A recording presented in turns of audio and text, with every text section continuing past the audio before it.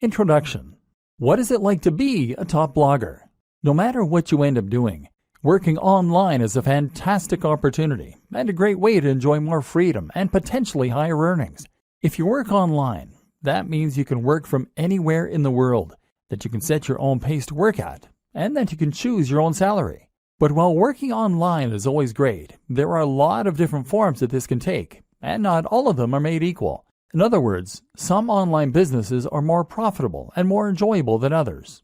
And if you're working to provide a service such as web design, copywriting, or coding, then essentially you won't be doing anything all that different from working for an employer. Clients mean deadlines, and they're essentially very similar to bosses. And then there are those hustles that you can get into online. Things like selling ebooks or working as an affiliate to promote someone else's ebook. These are passive income models that will earn you cash while you sleep or while you travel the world. They're low input and high yield. In many ways, they represent the very best of both worlds, and they're an ideal choice for those looking to earn money quickly. But let's face it, these business models don't have all that much ambition attached. Selling an ebook is not exactly changing the world, especially if it's not even an ebook that you made yourself. What's more is that selling ebooks isn't going to get you all that rich. There's definitely a cutoff point at which these get-rich-quick schemes stop being profitable. There's a ceiling that limits how much you can earn, and it's also not particularly exciting or rewarding. To be honest, a lot of people who make money online using these sorts of methods aren't all that likely to actually believe in the products they sell. Essentially, this feels like scamming people in order to make money, which isn't a great feeling. This is why I firmly believe that becoming a top blogger is the best way to earn a lot of money online. In this post, I'll be looking at what that entails and how you can get there. But first, let's take a look at why blogging is the perfect way to make money online. The reality of blogging. Firstly, being a top blogger means generating a passive income. You'll have a website that will earn money for you, but you won't need to put in a lot of daily work in order for that to happen. This isn't like writing or web design where you are getting paid for the time you put in. Here, you have done your work up front, and thus you can kick back and relax when the money comes in from adverts, digital products, and sponsors. That's not to say that there's no ongoing work, mind you. You will still need to write the occasional blog post and do some promotion. It's just that it is up to you how and when you do this. And the best part is that this is a highly rewarding way to work and make money online. You'll find that you don't dread doing it because you'll be writing about a topic that you really enjoy, and you'll be doing things that you're really proud of. Imagine if your day's work involves stopping off at a coffee shop somewhere, getting yourself a nice hot drink, and then leaning back into your chair while you type up an article on a subject you find fascinating. Then there's the fans and the adulation. Being a top blogger is effectively like being a celebrity. People will read what you write and they'll leave comments and respond. It's an amazing feeling when you write a post that you're really proud of and that you poured your heart into, and then you get emails from people who read it and found it fascinating. It's an even better feeling when you stumble onto a forum where people are discussing your ideas or recommending your posts. You'll be an authority in the niche you love, and you'll get to spend all your time reading and writing about it. And the potential earnings for a top blogger are huge. Really, the only limit is your ambition. Take a look at someone like Pat Flynn, Tim Ferriss, or Mario Popova, and you'll see that you can become really very wealthy from a big blog by selling products, by working with sponsors, or even just from Google AdSense. What's more is that a blog can serve as a platform to something else.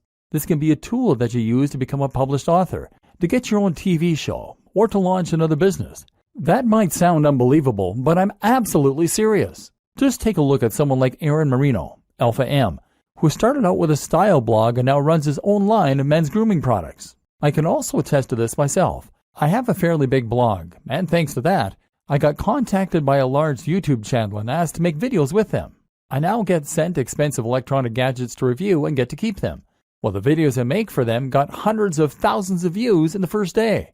I even got a book contract, and I'm currently on my way to becoming a published author. Being a big blogger is an entirely different thing from other forms of making money online. It's a chance to get rich, yes, but also to get famous for doing something you love, to make a big difference in a given community or niche, and generally to do something that actually matters. If you like the sounds of that and you think the blogging lifestyle is for you, then keep reading. This training is going to show you how to make it happen, and we're going to go to some completely different places than most other trainings on this subject. Strategy. Choosing a niche. I promised in the last video that we were going to go to some rather different places in this training. That's true. But before we get into the interesting stuff, I first want to cover something more basic. The process of choosing a niche and coming up with a brand. What you might not realize is that this is actually one of the most important aspects of being a successful blogger. Your fate is sealed as soon as you choose a brand, or fail to. So it's very important to give this the time and the attention that it deserves. Choose your niche. First, you're going to choose your niche. Entire trainings have been created on how to do this, but I'm going to simplify the matter for you incredibly by saying this. The niche you pick should be the subject that you are most passionate about. That is all there is to it. You might protest at this point and tell me that there's no money in knitting or Marvel Comics or Feng Shui. Whatever you're into, you've probably been taught that the big money is in health and fitness or it is in finance. Get that idea out of your head and focus on writing what you know and love. This is so important because this is something you are going to be spending hours on every single day of your life for years to come. If you want to become a top blogger, remember we're not talking small hustles here, then you need to put in the time and you need to know the subject matter like the back of your hand. You're going to have to write this content yourself too, which is just one more reason that it needs to be something that you understand and that you love. What a lot of people do is to pick a niche that they are only somewhat interested in that they think can make them money. Then they hire a writer to fill it with content and they wait for their site to grow. This never works. It might make you some money, but you will not become a top blogger. Why? Because this strategy isn't going to bring anything new to the table and won't have your personality. Let's say you're writing about fitness. In order to be a top blog, you need to be contributing either the most comprehensive and accurate information out there so that you are a top resource, or you need to be contributing new ideas that no one else has come up with. You need to give your unique take on that matter and provide interesting insights and ways of looking at things that other people won't have considered. You need to do this in your own voice, in a way that lets people know what you're about, and that makes people want to keep on coming back to your site. If you hire a writer, then even the best writer in the world is going to give you content that is generic. They won't use their own personal voice because they're ghostwriting, and they won't contribute completely new information. That's because they're writers, not experts in that niche. And even if they were experts in that niche, they wouldn't want to give ideas that were too new, too controversial, or too unique, because they'll assume that you want to sound like you. In other words, they can't put words in your mouth. Only by writing it yourself can you bring something new to the table. And you can only do that if it's a topic you really know and understand. And this is before we mention the fact that you have to love the subject enough to spend all that time on it without getting tired of it and moving on. How to hone in on a smaller niche. But what do you do if the niche that you know is not one you can realistically succeed in? What if it is either too big or too small? A niche that is too big might be something like bodybuilding. This is a massive niche, and it's an industry that has huge amounts of cash poured into it all the time. If you want to create a blog on bodybuilding, then you're going to be going up against some huge established brands. These will include the likes of bodybuilding.com. So the question you now have to ask is whether you really think you can compete with a site like bodybuilding.com that is spending thousands, if not millions of dollars on advertising every single day, and they will already have a massive audience of regular readers. How can you stand out against that competition? One solution is to narrow in and make your niche a little more focused. What's a subsection of the bodybuilding niche that you can make your own? I've seen entire blogs on how to work your calves before, aimed at people who aren't happy with the size of their calves. If that's all you're focusing on and that's where you're putting all of your energy, then you can compete with bodybuilding.com in just that one capacity. But a better example might be to focus on a specific demographic. That can mean fitness for the overweight, for the elderly, for women, for students, for moms, or for entrepreneurs. One of my favorite examples of a successful blog is Nerd Fitness. Nerd Fitness is a blog about fitness that is aimed at nerds. This carves out its own very specific section of a larger niche and allows it to compete with much bigger names. You can also make a niche bigger by combining it with other topics and other ideas. Nerd Fitness does this in a way because the concept allows the blogger to write about other topics too, in particular nerd culture. Then there are examples like The Art of Manliness. This is a blog that covers everything that the author considers to be manly, from health and fitness, to style, to how to smoke a cigar. It's a very broad concept, but also one that is entirely unique in its own way. This is something you can do if your niche is too narrow. If the thing you really want to write about is Sonic the Hedgehog, then that probably is too narrow a niche to make money from on its own. So why not branch out a little bit by including other video games you like? Geekdom 101 is a YouTube personality who started out vlogging about Dragon Ball Z, but has expanded to include other films, TV, and games, and has that way built a far more monetizable brand. Likewise, if your passion is bonsai and you want to make that subject a little larger, then how about including some other things you're interested in that are related? Perhaps Japanese culture, horticulture, art, philosophy, painting. In this way, you are now starting to create a brand out of your niche, creating a very distinct topic and tone that helps you to carve out your own audience while writing about the things that really interest you. Route to market. The other thing you need to think about when you start coming up with the idea for your blog is your route to market. That means thinking about the ways in which you're going to market your blog. At first, your blog is not going to be highly monetized. You might be able to sell a product, but you'll need to build a big audience before you'll start shifting units. Likewise, AdSense and other display advertising won't earn you much at all until you start getting heavy traffic. So that means you really can't afford to pay for your advertising to begin with, and that in turn means you need to find ways to market yourself for free. A route to market is a direct channel you have to your target audience. Your target audience is your persona, the imaginary person for whom your site has been designed. You need to know what kind of person this person is and where they can be found. Then you need a way you can reach them for free. Creating your brand. Once you know your niche and your target audience, you should be starting to get a feel for what your blog is. This is what will now motivate your brand. A brand is not just a logo. Your logo is part of this, but what's more important is the mission statement behind that logo. In other words, you need to know what it is that your blog is doing for people, what kinds of people will read your content, and how you plan to bring value to the world. I highly recommend that you check out Simon Sinek's excellent TED Talk on the Golden Circle. Here, he explains that what makes a successful brand is not what it does or how it does it, but why it does it. What is the philosophy behind your blog? And more specifically, what kind of lifestyle are you trying to promote? In the case of your bonsai blog, you might be promoting art, peace, and culture.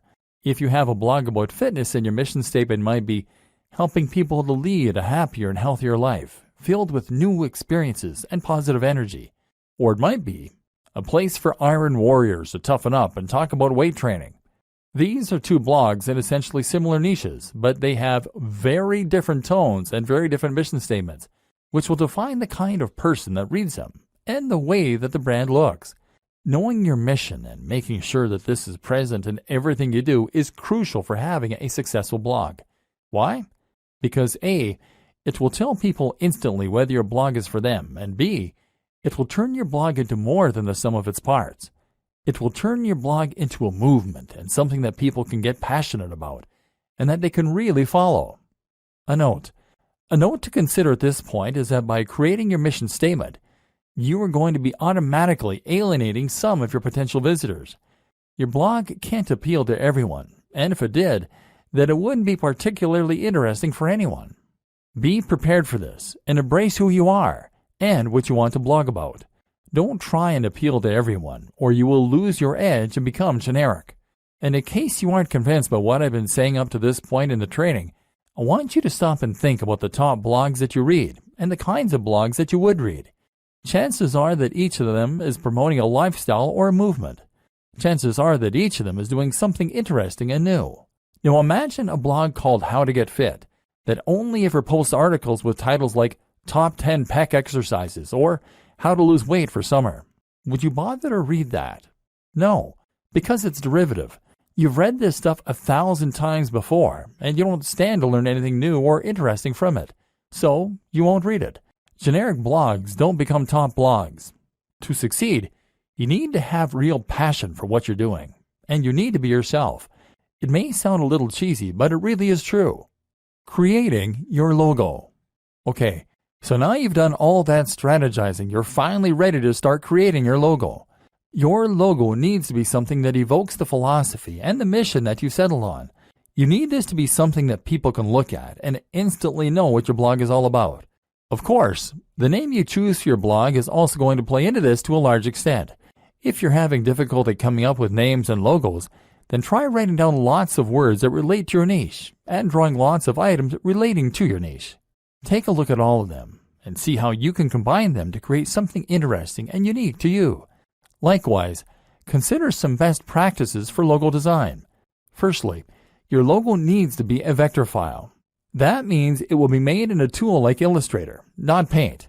This will mean that your logo can be changed to any size without losing any definition, and it means you'll be able to easily make edits without having to rub anything out. This is ideal if you want to create a black and white version of your logo in future to go on a product, or if you want to make a banner for some future advertising, for example. Other considerations include making sure that your logo is relatively simple, which again makes it easier for you to create various iterations, making sure your logo doesn't include any cliched elements, ticks, globes, or light bulbs, and choosing colors that will work with your site design and future design activities. If you aren't confident in how to go about this, then outsource this process. Come up with some ideas yourself, and then find a freelancer on freelancer.com, upwork.com, or 99designs.com. This way, you will get a much more professional-looking final product, and that's something that your customers and your visitors will be able to tell. Trust me, don't cobble something together that looks anything less than 100% professional. If there are any imperfections, don't accept it as complete. In fact, now is a good time to set out onto the web and to try and find yourself some inspiration and some competition. Find blogs that are similar to what you want to build and make a note of them. From now on, these top blogs are your competition, and they are the gold standard you are going to try and reach. Pay close attention to what they're doing and what you can emulate, and if there's anything that you feel they're doing better, work to get there. This sounds simple, but it's something a surprising number of bloggers just don't do. If you want to be a top blogger, then your website needs to be as good as that of any other top blogger. Subtle differences in quality make a big difference that your readers will feel. Building a top blog. This is a good time for us to discuss how you go about creating your top blog. We just discussed the importance of creating something that is every bit as professional as your inspiration for your logo. Now it's time to take the same approach to creating your own website. Again, it needs to look just as good as the best in your niche. Cut no corners and don't accept anything that anyone could consider to be unprofessional or amateur. The basics. Okay, so I'm not going to go into massive detail here about how to create a blog. It's really very easy to get detailed instructions on how to do things like signing up for a hosting account and setting up WordPress. So you don't need me to go over it in depth here. What I will say though, is that you need a hosting account, probably with a service like Bluehost, and you will probably want to use WordPress to create your site. WordPress is a site builder and content management system that will allow you to create new posts as easily as clicking post, and manage existing posts just as easily. What's more, is that you can completely change the look and feel of WordPress by installing new plugins and themes, and there's a huge, thriving community filled with people who will help you to come to grips with it, answer any questions you have, and build entirely new tools to help you out. This will be particularly important for us later on, because we're going to be using a lot of plugins in order to help us promote our site and grow it faster. WordPress now powers a third of the web, and is used in some of the biggest and most successful sites on the web, such as the BBC, Forbes, Mashable, Android Authority, the 4-Hour Blog, Smart Passive Income, and many others. In other words, it is a tried and tested commodity which removes a lot of the guesswork.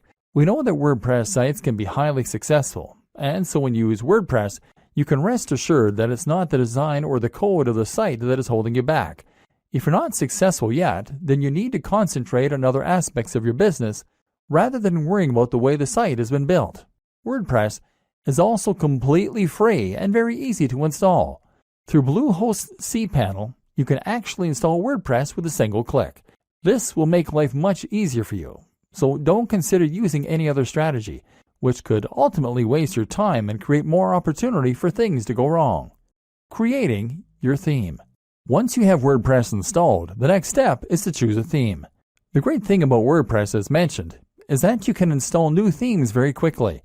You can browse for themes through WordPress's own tool, but I don't recommend using any of these.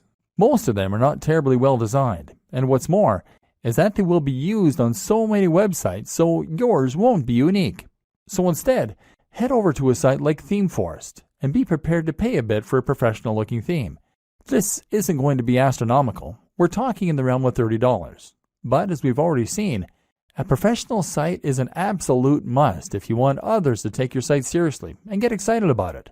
Make sure to check the previews and pick something that is responsive, meaning it adapts to the shape and size of the screen looking at it, that is crisp and uses high-definition images, and that is relatively minimalist and not too overcrowded so it looks busy or complicated. Better yet is to pay a professional design company to build you a theme from scratch.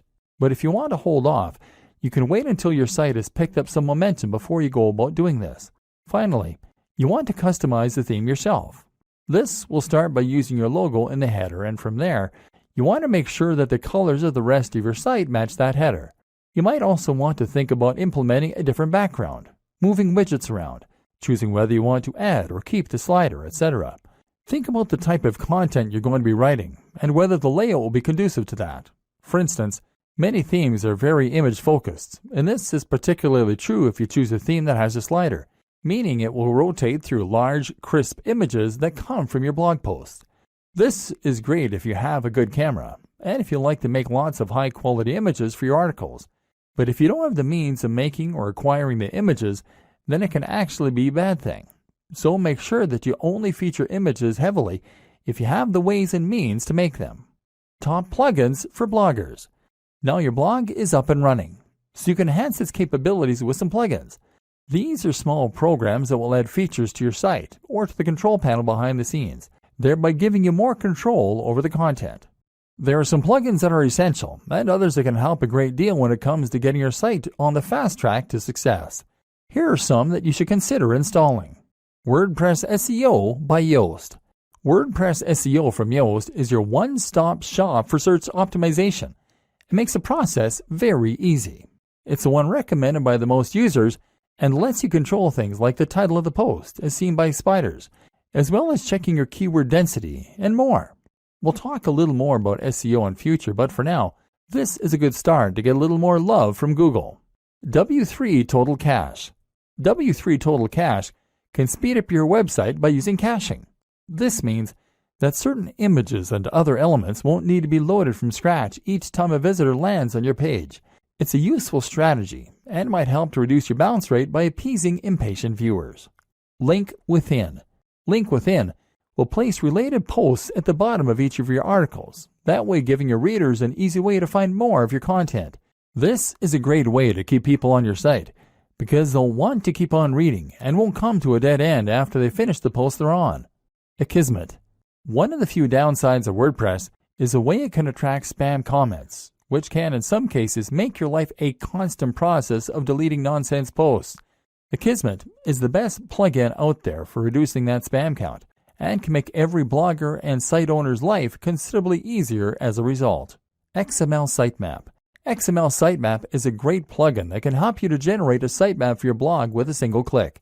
In turn, this will help Google to index your site and any new posts, so it's definitely worth an install. Jetpack. Jetpack is not just one plugin, but actually several that all comes from WordPress.com themselves. This includes site stats, for those without analytics, email subscriptions, social networking tools, and more. It comes pre-installed, and it's more than worth a couple of seconds of setup. AdSense Explosion. If you want to monetize your blog with AdSense but don't want to get too fiddly with it, then AdSense Explosion is an ideal choice, giving you just enough control while keeping things simple. It has had a few problems, but the support is good enough to make it the go-to AdSense plugin for many a blogger. Again, we'll talk about this more in future, but for now you can install this, add your own AdSense code if you have it, and start profiting right away. All-in-one favicon. All-in-one favicon is the simplest way to add a favicon to your site, that being the small image that comes up next to the title in the browser. This will make your site look more professional and increase your brand awareness in moments. Google Analytics. While Jetpack gives you some web stats, they pale in comparison to the in-depth nature of Google Analytics that will really allow you to see how your site is performing and hone it to perfection. This plugin means your site will be analytics ready with no hassle adding code to your pages manually. Google Typography. If you go with the pre-made WordPress theme, you're still going to want to edit it to make the design yours. Changing the typography is one important way to do this, and this plugin makes that simple. Go back and look at those top blogs in your niche again that I told you to note down. You'll notice that all of them have a very nice, crisp font that is easy to read. That's important because it's going to make people want to spend time on those sites. Styles. Styles allows you to easily change many more aspects of your WordPress theme right from the WordPress customizer. Disqus. Disqus is the best comment system for many reasons and will improve the look of your comment section as well as making it incredibly easy for users to post and for you to manage. This also creates a new way for people to discover your site through the Disqus community itself. Optimized Database. Optimized Database will help you to keep your database clean, thereby keeping your site sprightly and avoiding errors. WooCommerce. WooCommerce is one of the best and easiest ways for businesses to sell products directly from their site and thus monetize their blog. More on this later. The plugin is free, but payment gateway extensions will cost you a little, $25 to $75. iThemes Security, formerly known as Better WP Security. This is a plugin that provides numerous ways to further improve the security of your blog, an important consideration for any business. Bottom of every post. This is a plugin that allows you to add a section of code at the bottom of every post. Pretty simple. It's great because it's going to let us add our opt-in form later on, the way that people sign up to our mailing list. Shareaholic. This is one of several plugins that will allow your visitors to quickly and easily share your content on their social media pages. It's a quick way to get more likes on Facebook and tweets on Twitter, which in turn brings more visitors to your site. Instagram Widget by WP Zoom. This is going to place a feed with your Instagram pictures right into a widget, ideally on your homepage. This will allow people to see that you are active on Instagram and get a taste for the kind of content you share. That means more followers, and it means your site will look more active and interesting. Twigget Twitter Widget. In a similar vein, Twigget allows you to show your Twitter feed. This is great because it means people can see that you are active on social media and get a taste for the kind of content you create. In turn, that will mean that you can gain a lot more followers on there a lot more quickly. YouTube channel. YouTube channel from Alexander Yarosevich is a very powerful tool that will embed your YouTube videos into your sidebar, either your latest video or a random one. In a moment, we're going to discuss in depth why YouTube is such an important part of your business plan. Creating a personal brand. Okay, so now we're going to talk a bit more about the interesting stuff, the differentiating factors that will help you to become a top blogger rather than just a blogger. One of the options available to you here then is to create a personal brand. This basically means that you're going to put yourself at the forefront of your branding and messaging, and you're going to become a living advocate and example of the lifestyle you're living. This isn't 100% necessary to run a top blog. But if you think about the biggest blogs on the web that aren't owned by massive companies, then you'll realize that the personality of the owner is often front and center. I Am Alpha M, Strength Camp, Smart Passive Income, The 4-Hour Workweek, Matthew Woodward, Brain Pickings, The Art of Manliness, Nerd Fitness, Mark's Daily Apple, Heidi Cohen, etc. Having a personality attached to a blog makes it much more relatable, much more interesting, and much more trustworthy. When you read a blog that is run by an actual person who is happy for you to see their face, you can feel as though you almost know that person. That way, you're more likely to trust their opinion and to feel as though they are talking right to you when you read their comments. Likewise, you can enjoy a bit of the voyeurism that comes from getting a glimpse into someone else's life, and you can live vicariously and see what their lifestyle must be like. Reading about fitness on a generic blog is detached, and you have no reassurance that the person writing cares about you, that they practice what they preach, or that what they preach even works. But if you're reading the blog of a guy who lives the life he promotes, who is in fantastic shape, who looks confident and attractive, and who is friendly and outgoing, then suddenly they become a walking advert for the ideas and lifestyle they recommend. Suddenly, You want to listen. Creating a personal brand also opens up a lot more marketing opportunities and makes a lot more sense when it comes to Instagram, etc. So how do you do it? Step 1. Invest in your most important brand. In life, your name is your most important brand.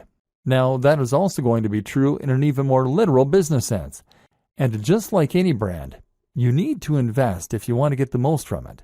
In other words, you need to practice what you preach, and you need to show that you are someone worth listening to. If a tramp came up to you and started giving you advice, would you listen? No. Likewise, if a regular-looking guy or gal came up and gave you advice, you might likewise not be all that inclined to listen. We listen to people who seem to have it all together, and so you need to try and present that face to the world.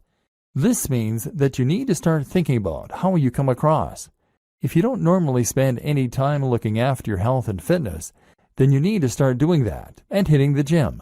Likewise, you can start thinking about your clothes a little more and giving yourself a little more time to shave, to clip your nails, and to moisturize. Spend a bit more money on your clothes.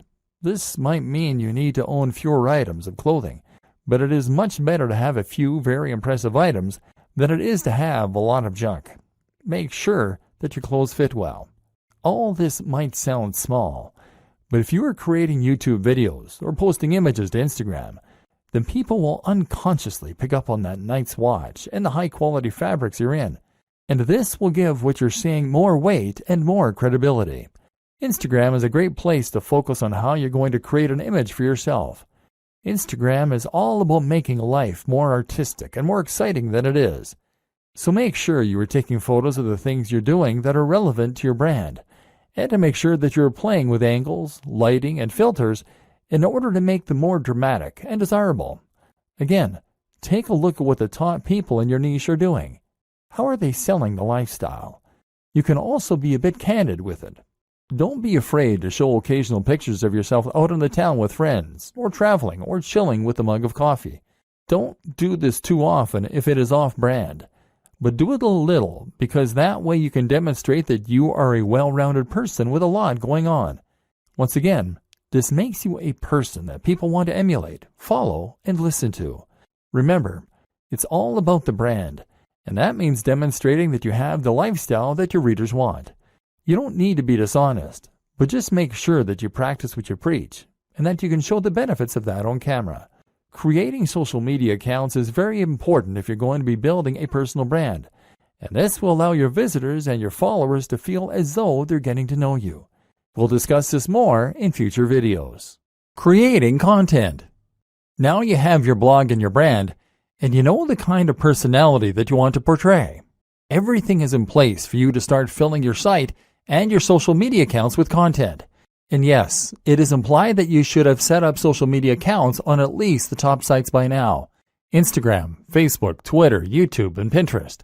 If you haven't, then go and do that now. Now you can begin posting, and here's what that is going to entail. Blogging. To become a top blogger, you need to blog. Obviously, our aim here is to go full-time as a blogger, so that we aren't reliant on any other source of income, and we can potentially give up the day jobs.